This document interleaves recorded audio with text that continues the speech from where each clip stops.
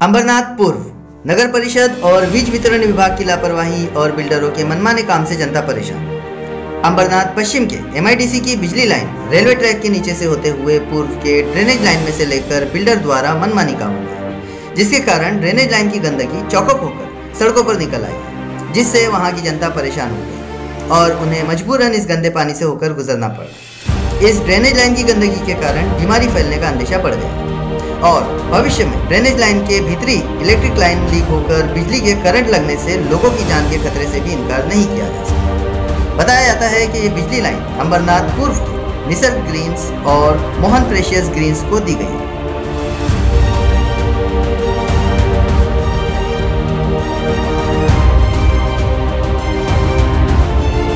एवढा तोडणार कोण नाही ना, एवढा गव्हर्नमेंट हे देणार नाही ना तोडायला परमिशन।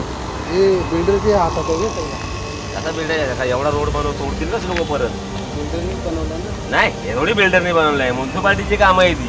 बिल्डरने बनवून नंतर मग त्यांच्या हातात मग त्यांना हंड्यावर केला, थोडीच लोक देतील करून ही लोक।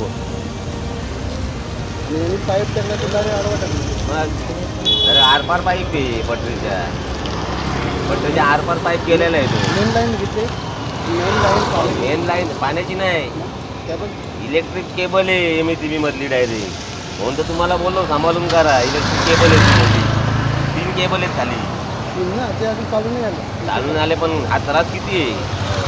पाण्याची पाईपलाईन असती तर काय ना काय केलं असतं, इलेक्ट्रिक केबल त्याला काढायचं। केबल याच्यामध्ये टाकून देणार, कशामुळे टाक केबल टाकलेली आहे, मग सर्व झालं त्यांचा कारभार उरकला त्यांचा, नेहमीचा त्रास झाला।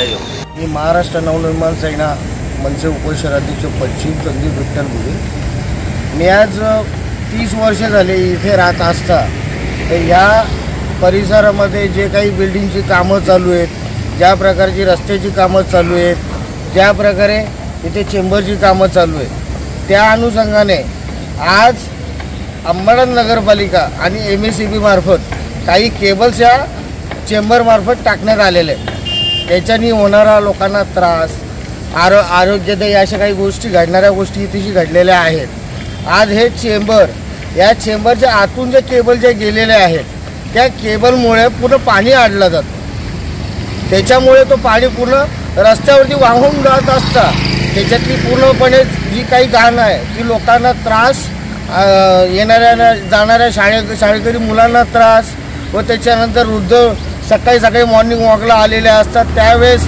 इथे पूर्ण कुटुंब तलावासारखा असा भरलेला असतो। तर या ठिकाणी चेंबरचा मोठा फाउंटन लागलेला असतो। आता अंबरनाथ नगरपालिकेने एवढं कळतं की गायनरमध्ये तर फाउंटन बनवले नाही आहे, पण रस्त्यावरती नक्कीच बनवलं।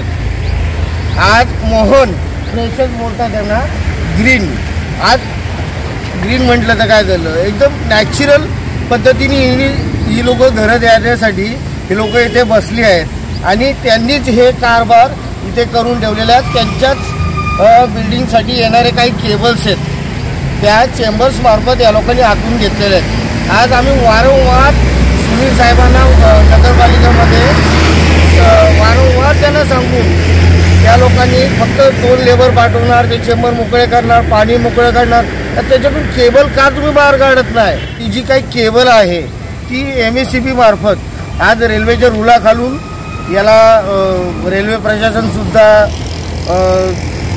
किंवा महानगर आपली नगरपालिकासुद्धा यांचं सगळं संक्रमण आहे असल्या कारणानेच ही कामं होऊ शकली आहेत आणि त्यामुळेच हा जो फाउंटन जो का आहे आज अंबरनाथकरांसाठी उभारून ठेवला आहे त्याबद्दल नगरपालिकेचा आम्ही खूप आभार मानतो।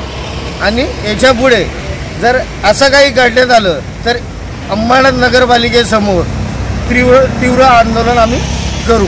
निसर्ग ग्रीन येथे आलो आहे, येथे आम्ही हेमांशू म्हणून जे काही जे चीफ इंजिनियर काही चीफ हेड जे बिल्डरचे कोणी आहेत आम्ही त्यांना भेटण्यासाठी आलो होतो।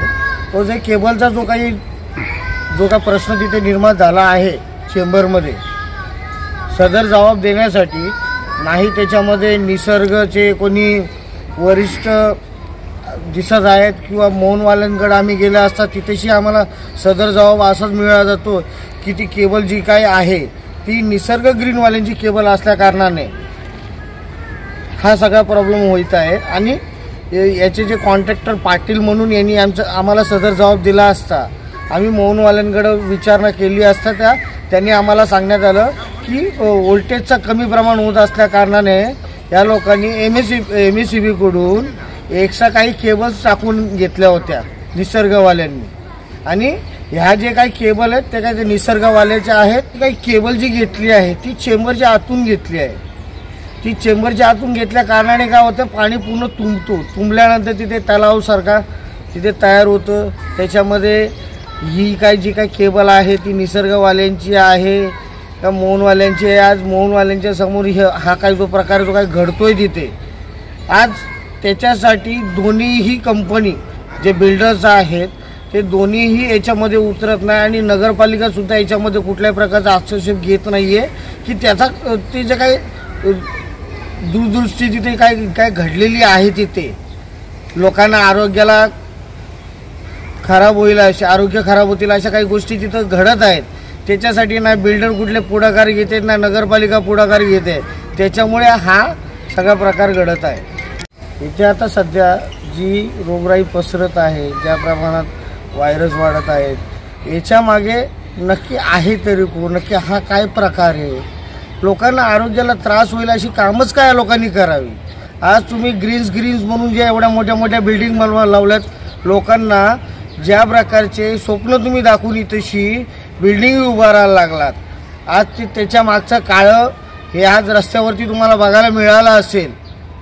ही लोक अशी घाणेरडी कामं करून ही खोटी आश्वासनं देऊन एवढी मोठी घरं बांधतात व त्या ठिकाणी अशा प्रकारच्या केबल्स टाकून अनधिकृत कामं करतात. त्याला नगरपालिका कसं काय यांना